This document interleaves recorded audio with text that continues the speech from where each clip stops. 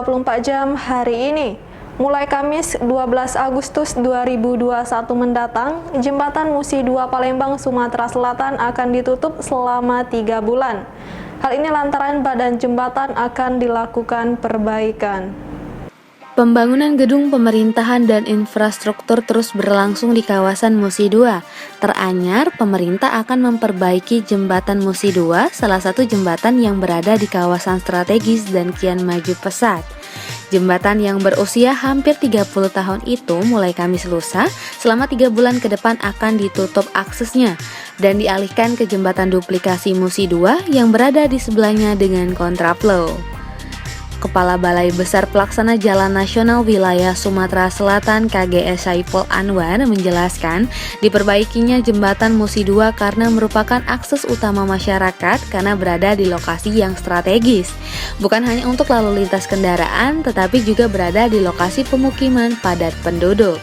Dikatakan Saipul Anwar, pihaknya masih fokus pada kegiatan sosialisasi terkait rencana penutupan jalan akibat perbaikan jembatan tersebut.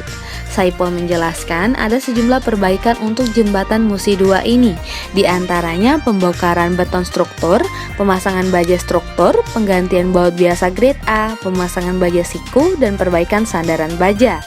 Adapun alokasi dana untuk perbaikan jembatan Musi 2 mencapai 27,6 miliar rupiah yang bersumber dari APBN. Ditambahkan Saipul, pihaknya sudah menyiapkan pagar dan jaring pengaman di sekitar lokasi sehingga bisa membuat masyarakat merasa aman dari material pembangunan. Pihaknya pun akan menempatkan petugas di lokasi serta memasang rambu-rambu di sepanjang lokasi. Dia menambahkan tim BBPJN juga sudah mengatur kontrapol di sepanjang jembatan Musi 2 tersebut. Menurutnya, sesuai dengan instruksi dari Menteri PUPR, perbaikan jembatan akan menggunakan produk dalam negeri.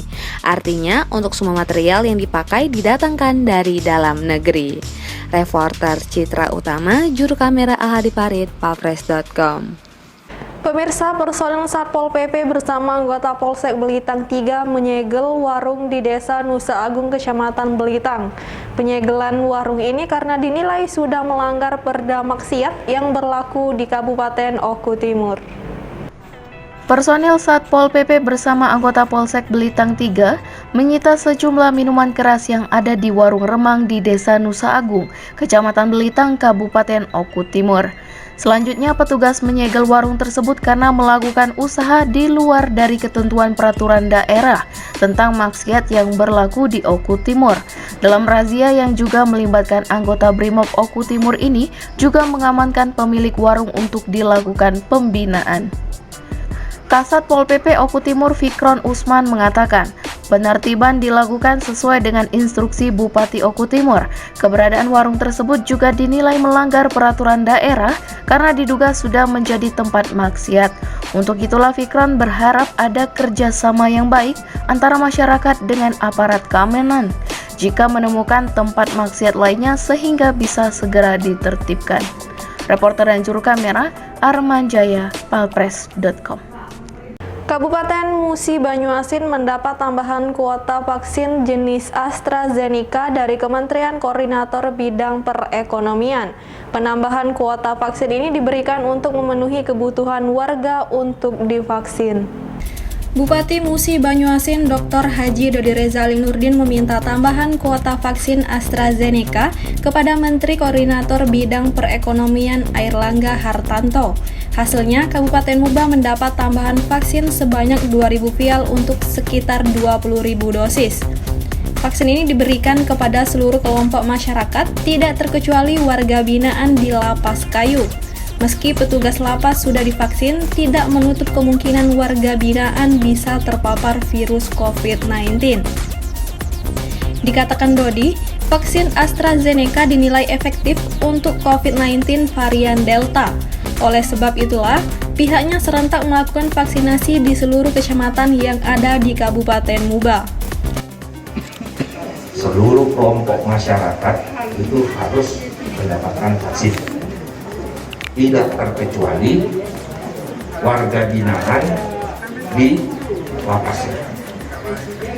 Para petugas, pakal lapas sendiri sudah divaksin.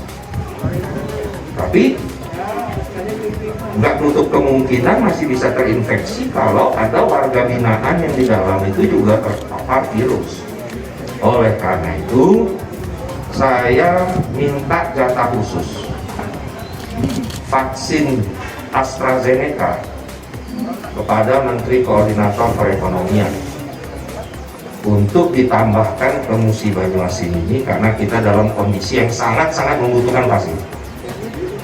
Dan akhirnya dijawab oleh Kementerian Kesehatan berdasarkan arahan langsung dari Pak Menko bahwa ada 2.000 dosis yang bisa untuk sekitar 28.000 orang vaksin khusus AstraZeneca yang kita gunakan tadi, yang saya pegang tadi. Kalau yang untuk suntikan kedua itu yang Sinovac. Tapi kalau untuk kawan-kawan kita yang di masjid itu, yang suntikan pertama itu adalah vaksin AZ, AstraZeneca. Sementara itu, Kadinkes MUBA Dr. Azmi Darius Mansyah menyebutkan, capaian vaksinasi di MUBA hingga Agustus 2021 sebanyak 13,80% dari total sasaran termasuk usia 12 tahun ke atas. Total dosis vaksin yang sudah diterima MUBA sebanyak 121.220 dosis dan hingga Agustus 2021 ini sudah 96.576 dosis vaksin yang telah disuntikan untuk seluruh warga masyarakat MUBA. Vaksin bagi warga binaan sejumlah 350 orang, yang diantaranya 200 orang suntik yang kedua ataupun dosis yang kedua. 150 orang suntik yang pertama berkelanjutan dari kegiatan kita tahap kedua pada hari ini. Dan alhamdulillah sampai saat ini lapas kelas 2 Kayu warga binaan negatif terpapar COVID-19. Reporter dan juru kamera Firdaus, palpress.com. Berita terakhir Sumsel 24 jam hari ini. Anak bungsu mendiang Eki Ditio Herianti disebut-sebut terlilit utang sebesar 2, miliar rupiah kepada seseorang bernama Siti Mirza Nuria. Uang yang dijanjikan akan dibayar Juni tahun lalu hingga kini belum dipenuhi Herianti. Kuasa hukum Siti Mirza Nuria, Rangga Avianto, terlihat mendatangi gedung Ditreskrimum Mapolda Sumsel. Kedatangan pengacara ini untuk berkonsultasi kepada polisi terkait uang yang dipinjam Herianti kepada kliennya tersebut. Jika dinilai perbuatan Herianti bertentangan dengan hukum, pihaknya akan segera membuat laporan polisi. Kepada media, Rangga mengatakan Herianti memiliki utang kepada kliennya senilai 2,5 miliar rupiah. Di dalam perjanjian yang dibuat, Herianti akan mengembalikan uang tersebut hingga Juni tahun lalu. Namun sampai saat ini utang tersebut belum dibayar. Selain itu, kliennya pun sudah berusaha menemui Herianti di rumahnya. Namun Herianti dinilai tidak memiliki itikat baik untuk mengembalikan uang tersebut. Untuk itulah pihaknya berkonsultasi dengan pihak berwajib untuk mengetahui unsur pidana terhadap transaksi tersebut. Secara sederhana, Ibu Herianti ini memiliki utang terhadap klien kami, Dr. Siti Mirza, senilai 2,5 miliar. Nah, ini ada perjanjiannya yang dilakukan tahun 2020.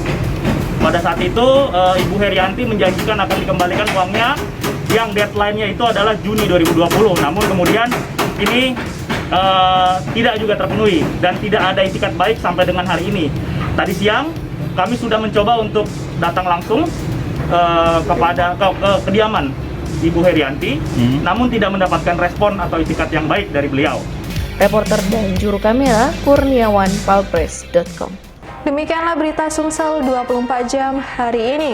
Untuk pemirsa Sumsel 24 jam, jangan lupa tetap menerapkan protokol kesehatan seperti menjaga jarak, mencuci tangan, dan menggunakan masker.